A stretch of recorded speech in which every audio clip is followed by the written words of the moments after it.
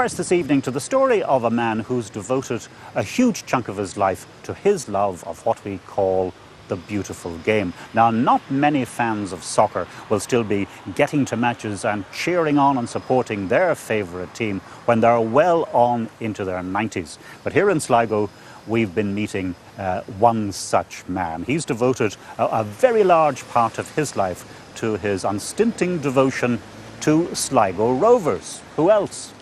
Micheál O'Donnell has the story. He's been coming to the showgrounds almost since the club was founded, and yet he rarely misses a home game. He's one of the league's longest serving supporters, and after nearly 96 years, he's still not short of opinion on how football should be played. Every weekend when I go to Sligo, I think the standard is great. It's a little different to what I'd like. I'd like to see more progressive. To me, the shortest way to goal is the best way to play football. But managers differ. We used to go the odd game in 1934, 35, 36. But at that time, they were not in the Premier League. They were down. They were playing against Dublin teams, all right. And then eventually they gained promotion. And the best games I saw with them was against Cove Ramblers. That classic series of cup ties between Sligo and Cove in 1983 is just one of several standout memories for Tom. Going back further, he remembers when one of the all-time greats, Dixie Dean, a scorer of 60 goals in one season in England in the 1930s, came to play for the Rovers. Well, I thought he was brilliant, even at the age he was. He was way ahead of the players that he was playing with. Some of his tactics were fantastic. A native of Castlebar, Tom's lived with his daughter in Ballina for the past 38 years, since his wife passed away. Every day's an active one, whether that involves a visit to the local bookies, fishing or playing cards with his friends. He may be heading towards injury time, but no one's blowing the final whistle yet. Every day gets up, he goes to 9:30 Mass, and I may not see him until dinner time. And then I may not see him again until night time, and I might be in bed when he comes back, because as I said, he go visiting, he has so many friends around the country, and he has a better social life than I have, I always say to my friends. But notwithstanding all of his other interests, soccer remains his first love. He was a co-founder of Castlebar Celtic and was said to have been a handy outside left in his own playing days. But for years now, Sligo Rovers have come first, and through the good times and the bad, he's followed the team's fortunes. And even when things aren't going well, there's always the next game.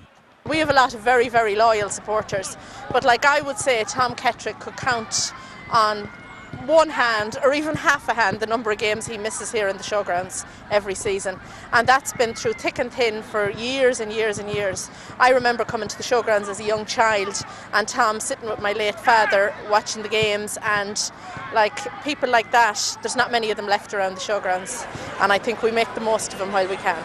Please put your hands together and welcome onto the pitch Mr. Tom Ketterick. Tom is our Vice President, and being a 95-year-old coming to the showgrounds, we've decided to give Tom one of our treasured European jerseys. It's been 13 years since we played in Europe until this year. The jerseys are a one-off, probably will never be used again, because by the time, even if, please God, we qualify for Europe next year, it'll be different setup, different jerseys. So we're giving Tom one of our original European jerseys tonight, and we hope he treasures it for a long time. And away from football, just last month Tom made the final of the World Trout Angling Championship.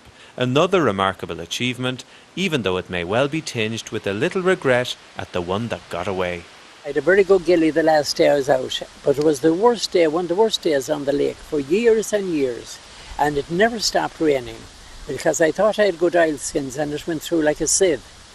But I said to the, knowing a bit about lakes and everything, I said to the gilly, I said, we'll go up to the top of the lake now with that storm and we'll be able to drift down, which we did. And at 5 o'clock I got a nice trout, 2 pound weight, which qualified me for the final. Unfortunately in the final I had no luck. We went to the same place again, but the trout didn't seem to be rising there, where normally they'll rise somewhere and they won't rise the other place. We picked the wrong place, but I enjoyed it. Now there's your hat, Granda, and off you go, and the best of luck. Yeah. So it's time to head off once again for his fortnightly trip to the showgrounds. His driver's licence was recently reissued to him for another 3 years, which, all going well, will bring him up close to his 100th birthday. And with plenty more still to do, is there a secret to his long and healthy life? Don't smoke, don't drink, eat plenty of fruit. That's it. So there is the key to a long life, and of course we wish Tom many more years of good health. Now, it was just last week when a 31